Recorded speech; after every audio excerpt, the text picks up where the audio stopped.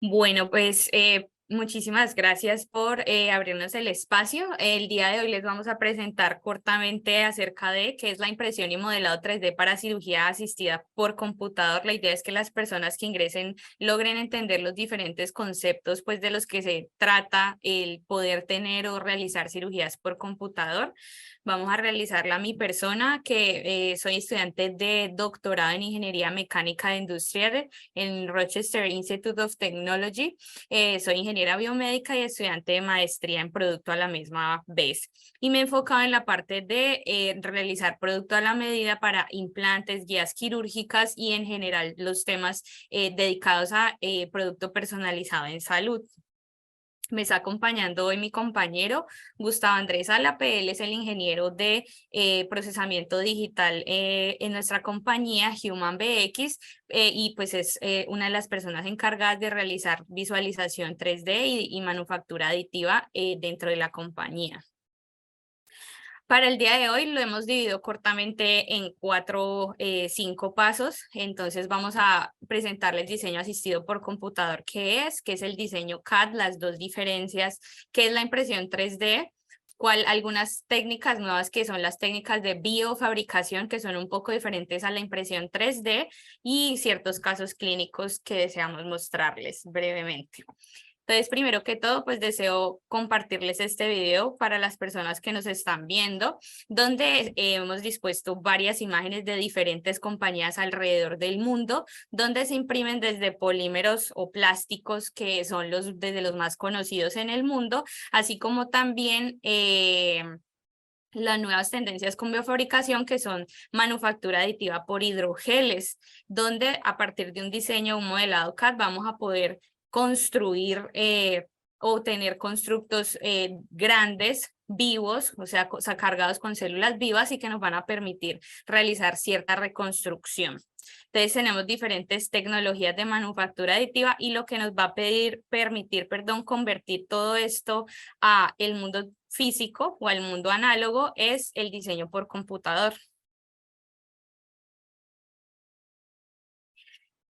Listo. Entonces primero vamos a ver el concepto de cirugía asistida por computador. Bueno, primero pensar, pues, ¿qué es la cirugía asistida por computador? Estamos hablando de una técnica de visualización de alta precisión, lo cual nos va a permitir generar modelos tridimensionales de la anatomía del paciente. Esto, tanto al médico como a nosotros, nos permite identificar las estructuras de interés, el médico evaluarlas y asimismo generar un step by step, una planeación, el cual pues la va a tomar para sí mismo abordarla en cirugía. ¿Cómo lo hacemos nosotros? Primero, como etapa inicial, pues va a ser definir un método de obtención de imagen. Esta va a ser gracias a la fotometría o como tal ya los archivos de tipo DICOM. Esta manera de obtener imágenes, especialmente la vamos a utilizar con herramientas que son los tomógrafos o los resonadores magnéticos, o como pueden observar en la imagen del step 1, en el paso 1, escáneres intraorales o escáneres 3D. Posteriormente a esto, hablaremos del trabajo de la segmentación, que es todo lo que viene de la mano con el procesamiento de la imagen. Entonces, vamos a definir unos límites de segmentación.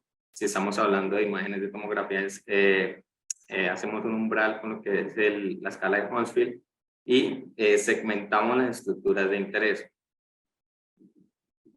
O con la fotometría generaremos, por ejemplo, en el caso del escáner intraoral, un modelo bastante preciso, muy preciso, de, en este caso, los dientes del paciente. Posteriormente a eso, en el paso 3, haremos una conversión del archivo generado a un formato STL que traduce estereolitografía. Posteriormente a este proceso hablaremos de la medición de las estructuras de interés.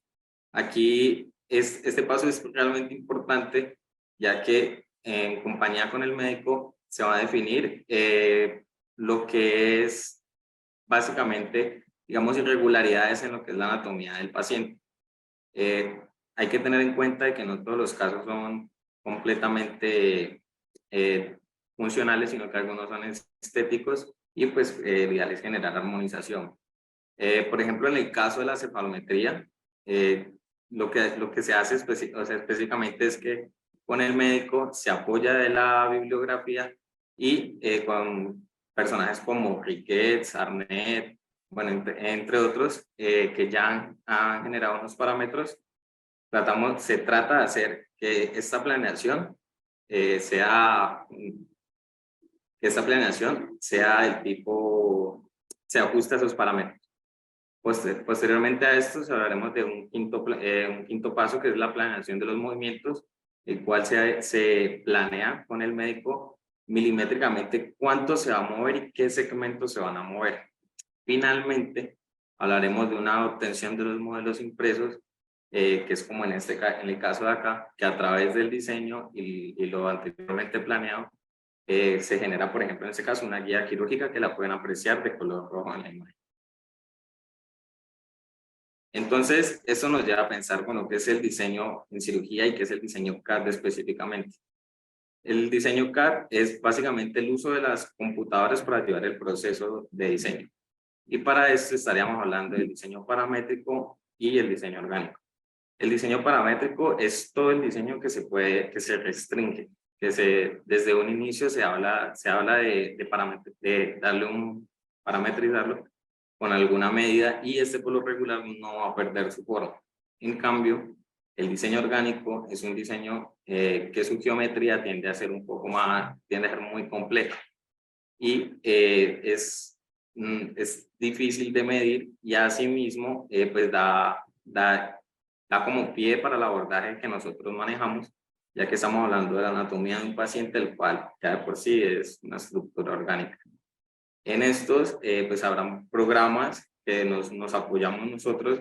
En el caso del diseño paramétrico, hablaríamos de programas como SolidWorks, Fusion, y en el caso del diseño orgánico, estaríamos hablando de programas como Mesh, Blender, entre otros. Y que en algunos casos hay una combinación, un mix tanto del diseño paramétrico como el diseño orgánico.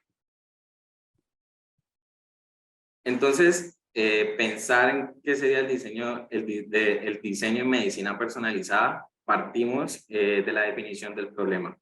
Esto lo hacemos gracias a la obtención de las imágenes, pues específicamente de los archivos DICOM, y posteriormente hacemos una investigación del caso.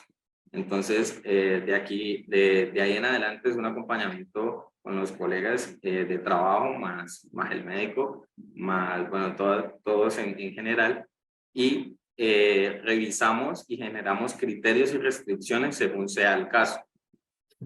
Posteriormente a esto, haremos una primera aproximación o prototipo, el cual con ayuda del médico y a través de un análisis del dispositivo, herramientas o algoritmos que lo permiten hoy en día, es por ejemplo el análisis de elementos finitos, nos permiten comunicarle al médico y decirle, este diseño se aproxima bastante, incluso se puede decir que hasta exacto, y ya con la aprobación de él pasamos a la etapa del desarrollo. En esta etapa se define el proceso de producción del cual se va a hacer la pieza. Puede ser impresión 3D o directamente, o algún otro método de maquila de los que hoy en día existen. Luego de esto se hace un test, como lo pueden observar en la imagen, hay una craneoplastia. De manera visual se separó un poco la pieza para que, como uno de los tantos test que se hacen, es revisar que el encaje de la pieza sí encaje, permítame la redundancia, en la anatomía del paciente. Posteriormente a eso hablamos de especificaciones del producto, los cuales se establecen en la documentación, que es lo que se le entrega al médico, y pues que estas especificaciones van ligadas de lo que son los materiales del producto, hablando de materiales tales como PIC, PMMA, titanio, bueno, entre otros. Listo, entonces después de lo que nos acaba de explicar el ingeniero, la tercera parte que hemos definido como la materialización de estos productos, Específicamente en este caso vamos a hablar de impresión 3D, pero obviamente existen otros métodos para manufacturar o llevar al mundo físico eso análogo, eso digital que hemos diseñado. Entonces, de ese mundo digital, ¿cómo lo vamos a pasar al mundo análogo? Hay tres cosas que debemos de tener en cuenta en este campo y primero es que tenemos que contar con materiales biocompatibles. En este caso estamos viendo una guía quirúrgica donde biocompatible no significa implantable, pero sí que tenga una buena reacción o que definitivamente no tenga reacciones con nuestro cuerpo, es decir, que nuestras células, por ejemplo, no permitan inflamación, no permitan infección, no tengan factores que sean citotóxicos, que no tengamos toxicidad de estos materiales o elementos que permitan luego el desarrollo de cáncer, por ejemplo. Y ese es el primer parámetro de los biomateriales que tenemos que tener en cuenta para la impresión 3D de una guía o un dispositivo de ayuda o asistencia quirúrgica. Lo segundo es que el material de impresión 3D tiene que estar expuesto y tiene que estar capaz de soportar las cargas o los ciclos de esterilización y el método de esterilización que vayamos a utilizar. Vamos a tener que tener en cuenta la precisión y eso dependerá de lo que vayamos a desear replicar o imprimir. Entonces, para que todos los que están acompañándonos entiendan un poco más de este mundo, es que tenemos muchas formas de imprimir en 3D. Imprimir en 3D materiales de hechos que no son implantables, que son implantables y otros que están cargados de tejidos, como es en el campo de la biofabricación.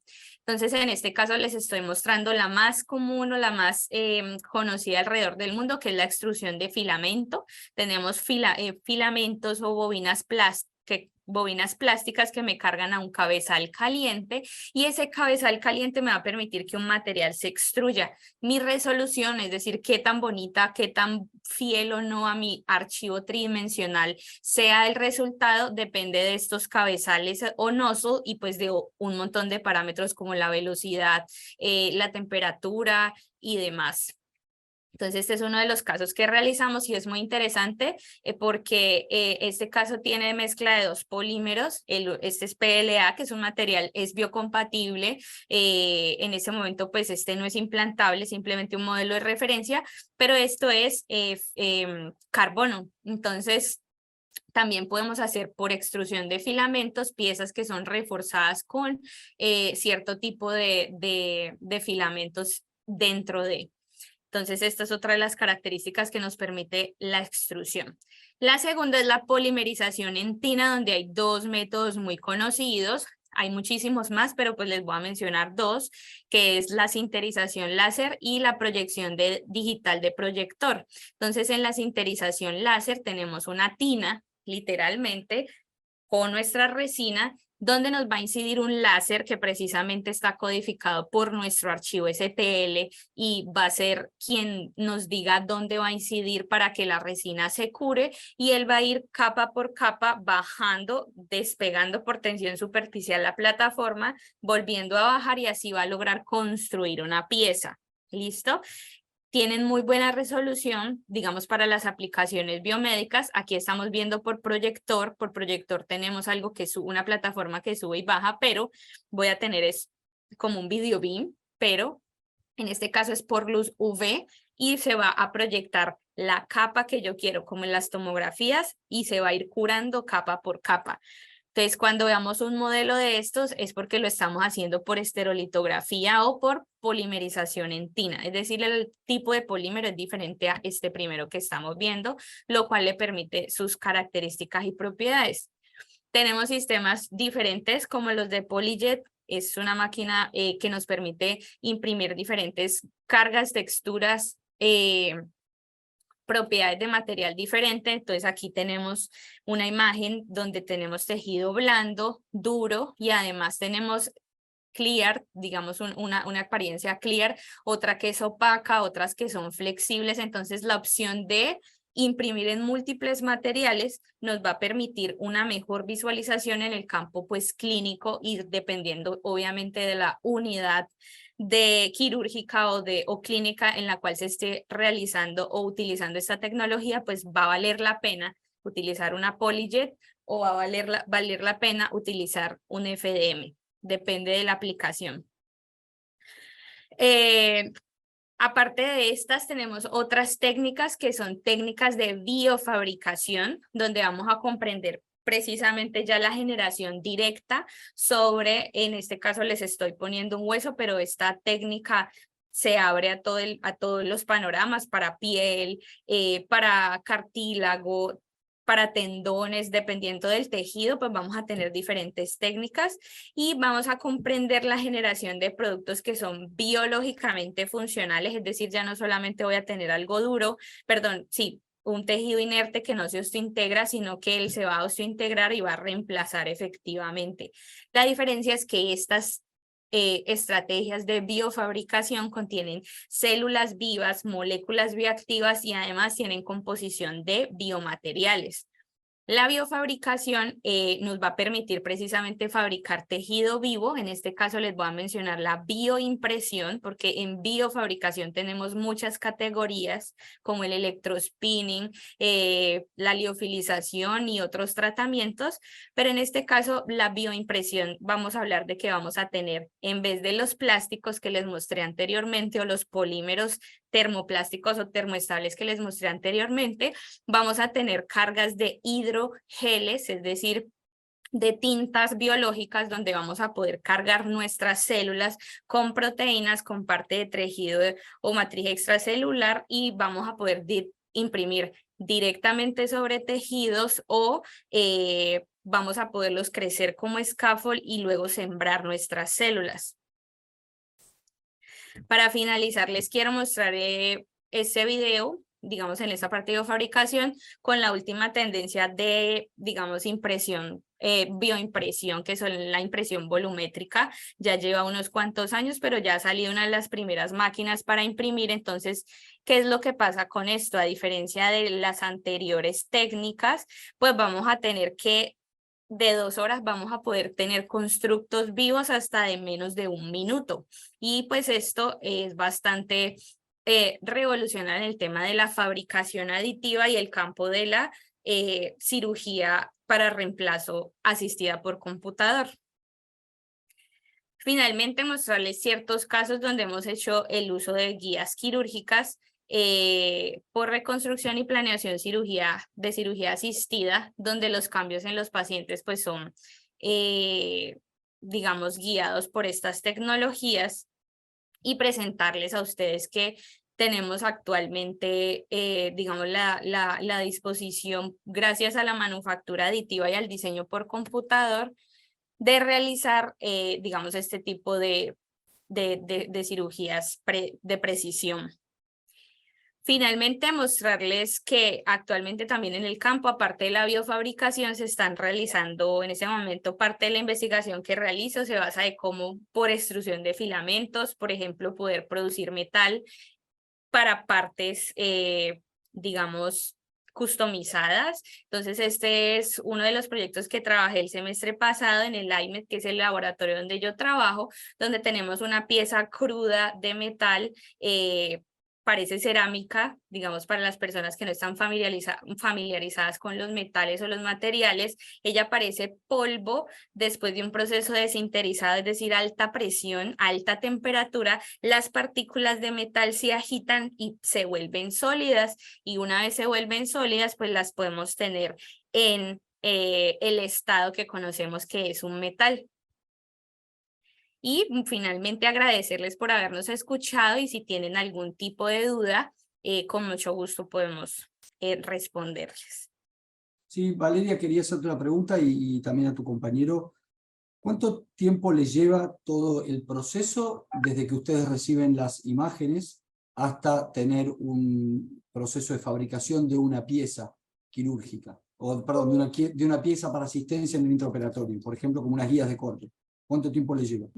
Bueno, es muy relativo, no nos extendemos más de una semana, 5 días, es decir, la semana, si nos llega un lunes, podemos estar entregando el viernes, depende mucho del acompañamiento con el cirujano que está a cargo, porque nosotros podemos tener lista la segmentación, pero digamos que depende de la disponibilidad, pero no más de 5 días. Se han entregado casos cuando es muy urgente de un día para otro, pero pues depende de estos factores. ¿Y tienen medido cuál es el promedio de reuniones que tienen con el equipo médico antes de las cirugías? Sí, por lo menos para la cirugía ortognática, nosotros lo que más se demora, cirugía ortognática, implantes craneales, son los más cortos, pueden estar en horas. Implantes faciales nos llevan en un promedio lo mismo que una cirugía ortognática y en reuniones son más o menos 3 reuniones y depende de la cantidad también de piezas, entonces es muy relativo según el caso. Pero en promedio esos son los tiempos que más o menos podría decir que nos demoramos. Implantes y ortognáticas son los más extendidos, definitivamente. Pero en general vos me decís que nunca tardan más de una semana y ustedes en el lugar de trabajo, ¿ustedes tienen impresión en metal? En ¿Ustedes en el metales, lugar? no. En ese momento, eso hace parte de la investigación. Nosotros tenemos PIC y tenemos PMMA disponible en nuestros materiales y como parte de mi investigación, por lo que les expuse al principio que estoy realizando el doctorado, estoy trabajando en técnicas de biofabricación, que es para bioimpresión, y también en metales. Por esa razón mostré la imagen final, pero digamos que no tenemos impresora de filamento para metales. Es una etapa de investigación. Muy bien. Yo la pregunta que te quería hacer, Valeria, justo que nombrabas la bioimpresión, ¿cuán cerca estabas de... En ese ¿En qué momento estado? he iniciado a hacer porque arranqué con metales y en este momento estoy en fase con bioimpresión de hidrogeles, especialmente para hueso. De hecho, estoy trabajando más en la técnica de manufactura que obviamente con la biotinta sí, pero más en la técnica de manufactura, es decir, en la máquina, pues ya que en este campo hay bastantes posibilidades. Y digamos que es como otra mirada un poquito diferente a no solo mirar el biomaterial, sino también cómo lo realizamos y que sea más efectivo o más corto en tiempo.